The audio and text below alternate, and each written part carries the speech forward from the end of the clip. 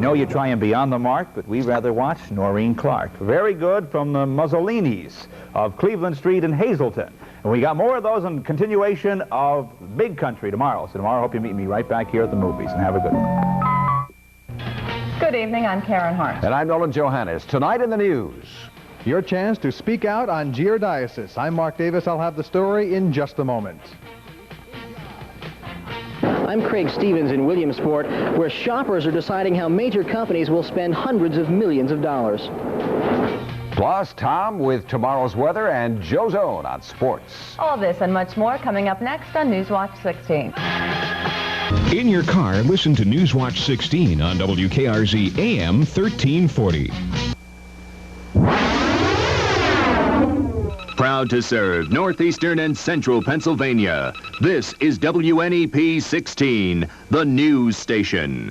Now, Nolan Johannes, Karen Harch, pilot Jack Rulin in Skycam 16, Chief Meteorologist Tom Clark, and Joe Zone on sports. This is Newswatch 16.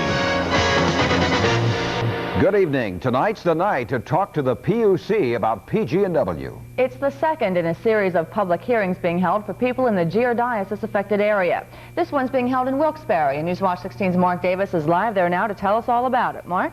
Karen, Nolan, less than an hour from now, people can come here to King's College from the giardiasis area and voice their concerns about the problem to the Public Utility Commission.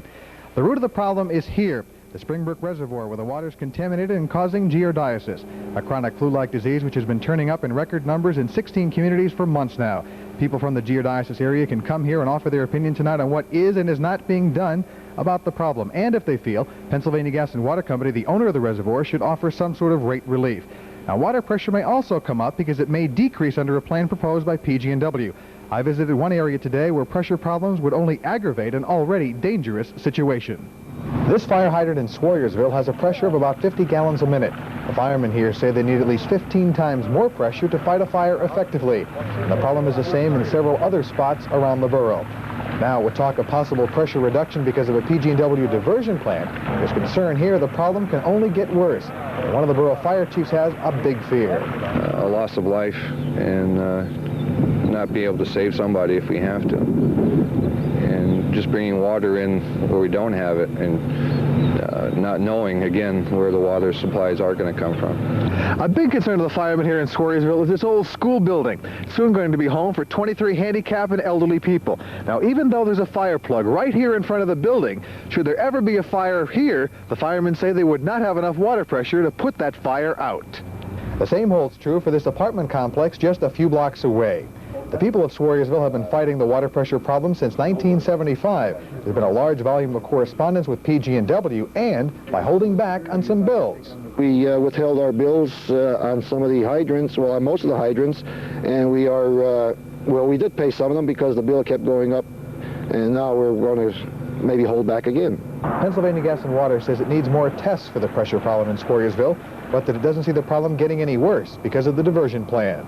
The engineers in the field have told me that in the great majority of cases, the pressures are almost synonymous to the pressures that were existing when Springbrook water was in there.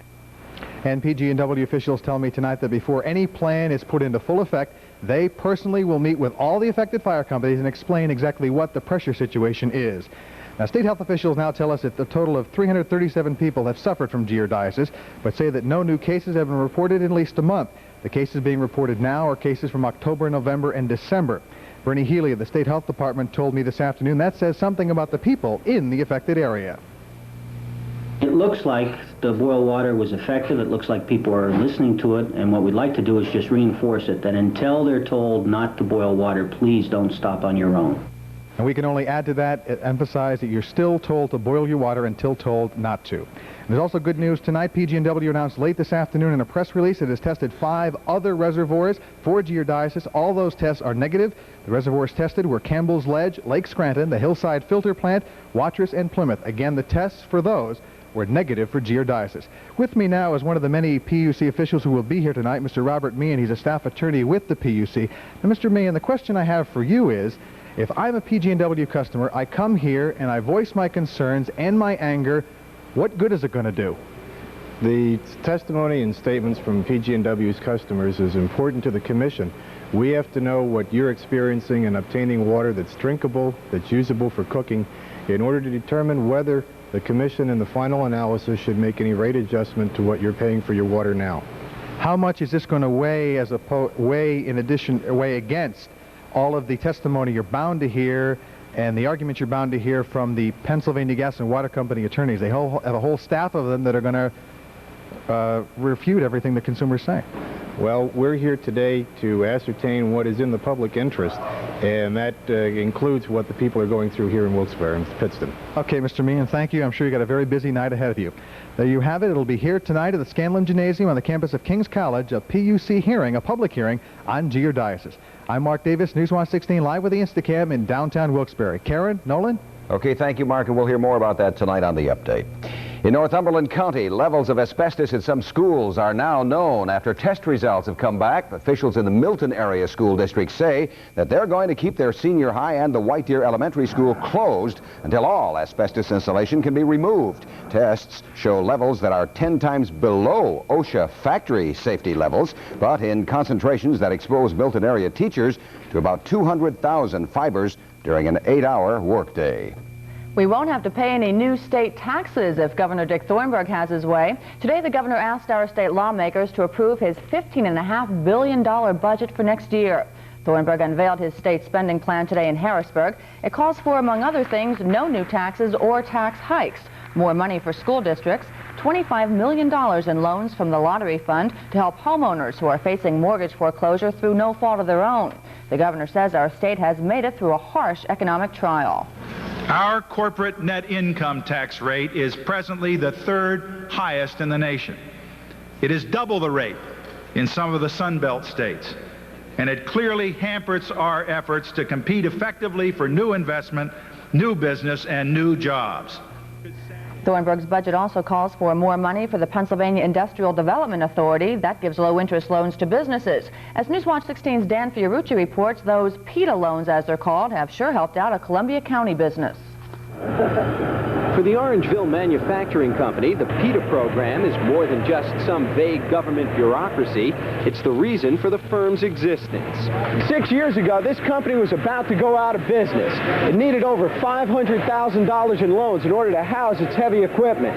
The banks weren't willing to make the loans. The state of Pennsylvania was.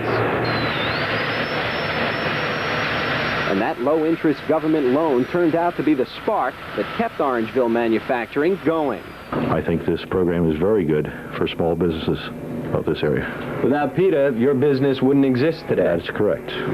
Today, not only is the Orangeville Manufacturing plant a taxpayer, it's also a supplier of heavy equipment to other plants and to the aerospace industry. More importantly, it's a supplier of local jobs, 52 of them in all. Our job was just going down the tube. It was running out. And the PETA program saved them? Well, it certainly helped. Made the difference between you working here and... Or down here on the unemployment line. And so, as far as these workers are concerned, if a 33% increase in the PETA program means 33% more of this, it's tax money well spent. Dan Fiorucci, Newswatch 16, Orangeville. Newswatch 16 continues with the court trial of the HBO Kid. Plus, we'll tell you about a new test being run to get ads into your TV at home.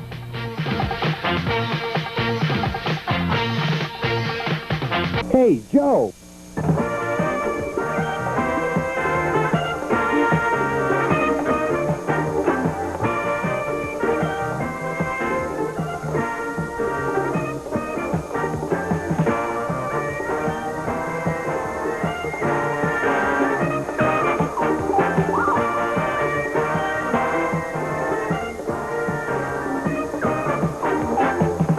TV viewers in Williamsport are involved in a multi-million-dollar ad research project.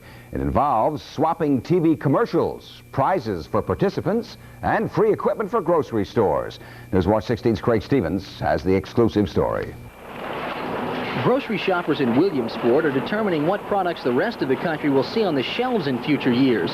It's part of a market research program called Shoppers Hotline, done in only 8 cities in the country. 10% of all shoppers get a magnetic card which they hand to the checker in any of the city's 10 grocery stores.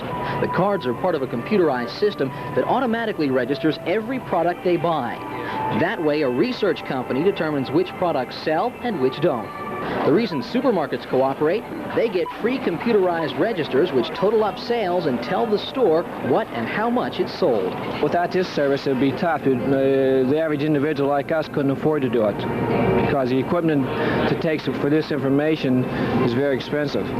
Some card holders, called panel members, get special boxes installed on their cable TV sets so the market research company can swap regular TV commercials with new ones, advertising new products only available here. Why do people participate? They get free prizes, even though they don't always understand the program.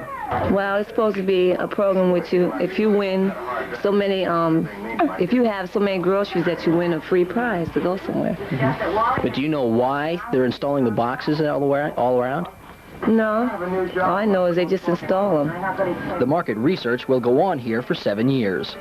So it will be typical families like this in the Williamsport area who, by simply watching commercials on their television set, will determine how major companies spend hundreds of millions of dollars in the United States in the years to come. Craig Stevens, Newswatch 16, Williamsport. I always knew commercials were fun, didn't you? Yeah. Newswatch 16's meteorologist, Tom Clark. He watches commercials and the rest of television. He's coming up with the forecast. And he'll be back after a few commercials to That's tell us right. what's in store for us, right, Tom? That's right. Another cold night tonight, even colder than last night. But if you'd like to see some warmer weather come up, then you'll want to hear what I have to say from the backyard. When we come back, I have some good news. I'm Jane Adonisia. And I'm Chad Booth. From Mahogany to Martin, tonight we'll visit the C.F. Martin Guitar Company in Nazareth. He's phenomenal. On the Next PM magazine, find out why Michael Jackson has become the biggest star in show business. And we'll travel to Hershey, Pennsylvania for one of the smoothest, sweetest, slickest conventions ever. It's a chocolate convention. That's tonight at 7 on WNEP-TV 16.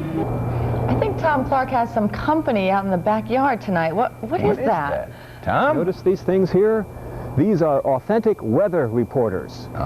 Whether you know it or not, now you do. They're made of yarn, and they're hanging off the tree here, and it says on each one, if it's wet, it's raining. If it's white, it's snowing. If it's stiff, it's freezing. It's kind of stiff. If it's moving, it's windy. And if it's gone, it's been ripped off. Very interesting weather objects here, and I'd like to thank Sharon or Debbie Sharrow from Catawissa and Alice Comparetta from Wilkes-Barre for sending these very accurate weather instruments into me here at the Channel 16 Weather Center. And look at them move. It must be pretty windy outside. Let's take a look at those current readings as we have them. Clear skies overhead, a crescent moon in the western sky. The reading is 21 degrees now. The wind northwest to 12. There it is. Look at the wind chill, 2 above at the moment. The barometer is rising. 0.18 inches. Today's high was 24 degrees. That low this morning, 19. The record high for this date is 55 degrees. And that in the background is the Coal Haven ski area down in Schuylkill County, not too far from Hazleton. And not too many people skiing down there today, but conditions look pretty good. How about the view from deep in outer space? It was 3 above 0 this morning down at both Knoxville and Nashville, Tennessee, and that made it the coldest February 7th in 99 years. And some record cold expected again tonight in the deep south. Nation's hot spot today, Palm Springs, California, 89 degrees. But up in the valleys of northern Utah, there has been a thick blanket of fog and low clouds for the past several weeks. As a matter of fact, they've had only 6 clear days since October out that way.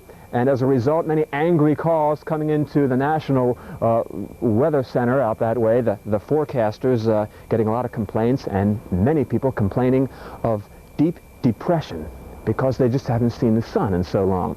That pattern may break up, hopefully, over the next couple of days. Now, no big storms across the country, no big cloud masses, and I don't expect any big storms to develop over the next 4 days, so we continue to be in pretty good shape. Now the forecast looks like this for tonight: clear to partly cloudy skies overnight.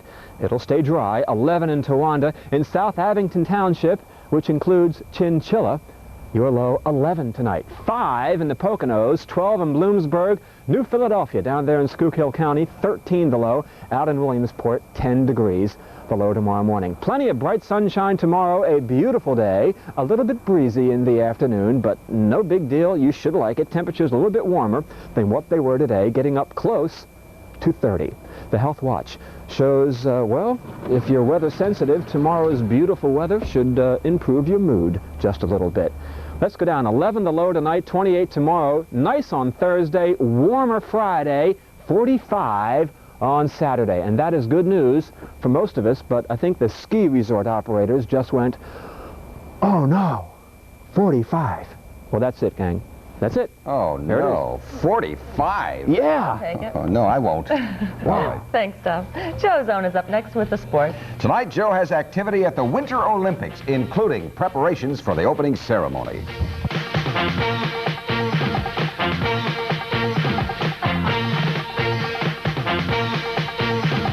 They're ready and waiting for us. There must be a rifle behind every rock in that canyon.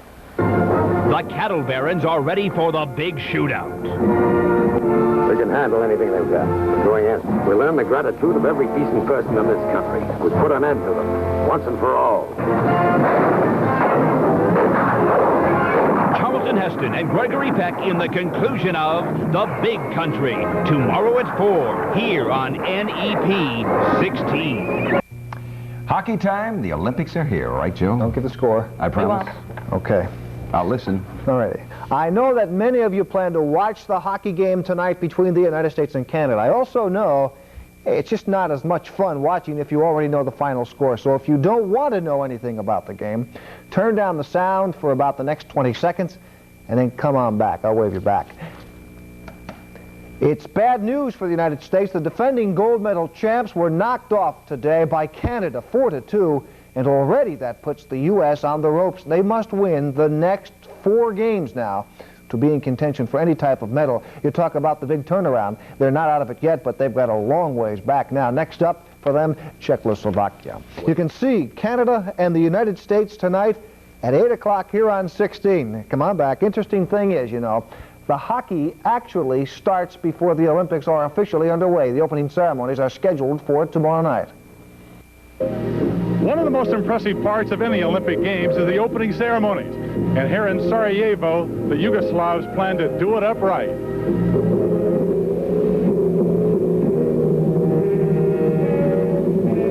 On Wednesday afternoon, the 55,000-seat Zetra Stadium that's used for soccer and track here in Sarajevo will be filled with over 2,000 marchers and dancers, not to mention the Olympic athletes.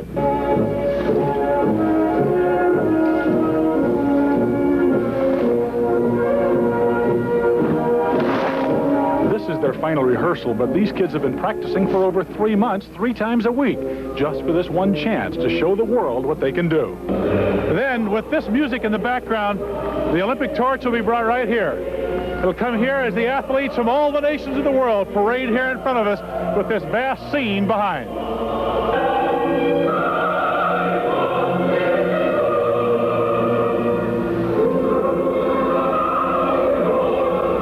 By tradition, the Greek athletes are always first, but then the Yugoslavians will come in their native costumes to raise the Olympic flag over the Zetra Stadium. Following that, one of the most colorful and musical opening ceremonies in Olympic history. And then after all the ceremony, the Olympic flag will be pulled up these steps.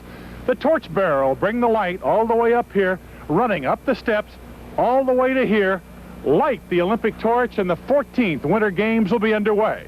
For ABC, this is Ted Dawson reporting from the Winter Olympics in Sarajevo. You can see it all here exclusively right on TV 16. They're still talking about that overtime game last night between Kings and the University of Scranton. You know, they've played twice this year. The two games decided by 8 points. No one expected that kind of performance from Kings. The Royals won again last night. The key, Jeff Jones, who scored his 1,000th point. He had 21 for the night. If the Royals are going to the national playoffs, they need a leader, a take-charge guy. It's got to be now, and Jones may be the one. By the way, the Lady Royals are ranked number 7 in the country. They've got a game coming up Saturday with Elizabethtown, who happen to be number 1 in the country. Number 1 men's team in the country, Division I, is still North Carolina. They're undefeated. DePaul, Georgetown, Nevada, Las Vegas, Houston, Kentucky, UTEP, Illinois, Memphis State, Oklahoma round out the top 10. Our frustrated fan this week wants the best wrestling team in the state recognized just a bit. Mr. Zone, how about the Shikellamy Braves wrestling team as number 1 in the state? Their record in the last 9.5 years, 152 games won, 16 losses, and 3 ties. They really work hard in their sports. Happen to agree. In fact, Tim Carlson was in Shikellamy today, and tomorrow at 6 we'll have a look at that marvelous wrestling team, the Shikellamy Braves. That's all of it. Give tonight your best shot. See you at 11 o'clock after the hockey game between Canada and the United States. I didn't listen to the score, so I don't know how it came out. I turned off the set when you were saying Well, you won't be able to watch anyway. You'll be working. Yeah. That's true, yeah. Well, we'll take a We'll little try to peek. catch some highlights. Right. Thanks, Joe. Newswatch 16 continues with some serious competition for Buck Rogers. Modern-day astronauts donned their belts and headed out into the great unknown. Western Adventure can win you $16,000 all this week. Finally tonight, it's like a scene out of an old Buck Rogers movie, but this, my friends, is the real thing. Astronaut Bruce McCandless became a human satellite today, the first human to fly free in space. He donned a $10 million Buck Rogers-type backpack. It's called a manned maneuvering unit, and he left the Space Shuttle Challenger, becoming a manned spacecraft of his own.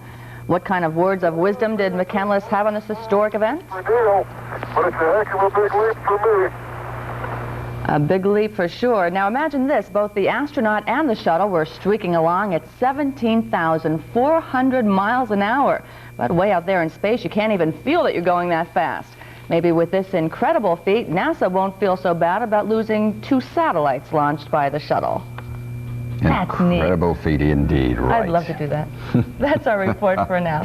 And it might happen. Be sure to join us tonight on The Update when we'll tell you what happened at tonight's meeting about PG&W water bills. Plus, we'll take a look at the arrival of the Beatles 20 years ago today. World News Tonight is next with the latest on the Lebanon crisis and more on that spacewalk. Enjoy your evening.